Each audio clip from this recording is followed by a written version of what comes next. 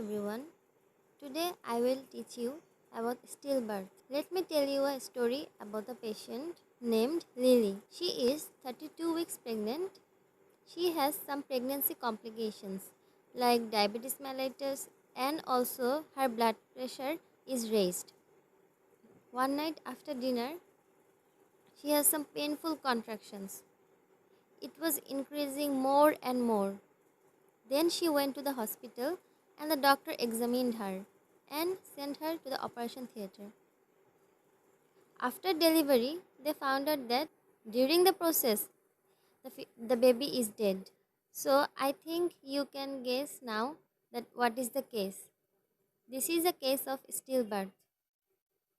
So what is stillbirth? It is the birth of a newborn after 28th completed week, weighing 1000 gram or more, when the baby does not breathe or show any sign of life after delivery. There are some key points like after 28th completed week. After delivery, it occurs, not before delivery. Like in intrauterine fetal death, the fetal death occurs in utero, and stillbirth is during the process of delivery.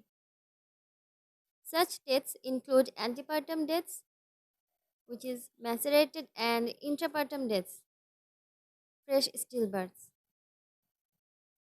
Now, macerated means autolytic changes which occur when the fetus remains in utero after its demise. Stillbirth rate is the number of such deaths per thousand total births, which include live and stillbirths. Now, you have to know the distribution. Where does it occur frequently? 3/4 of the stillbirths occur in South Asia and Sub-Saharan Africa, and 60% occurred in rural families into these areas.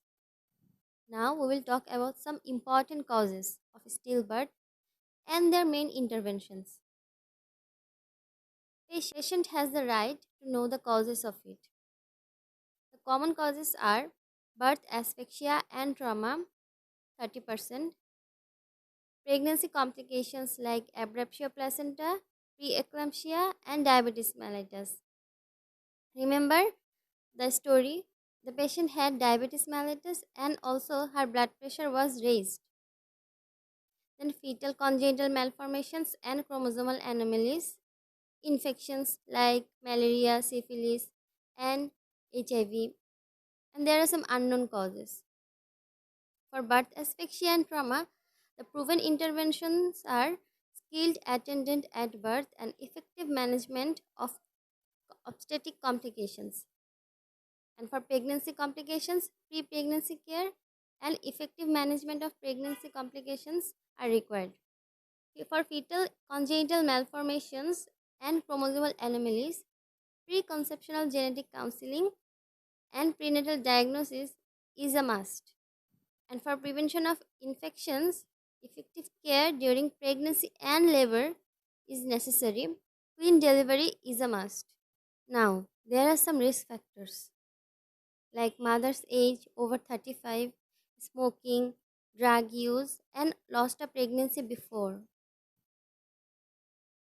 You have to remember that almost half of stillbirth happen when the baby is in labor. So this is all about stillbirth. I hope you have liked this lecture. If you liked it, then give a thumbs up on my video and subscribe to my channel and hit the bell button for more notifications. Thank you everyone. Bye.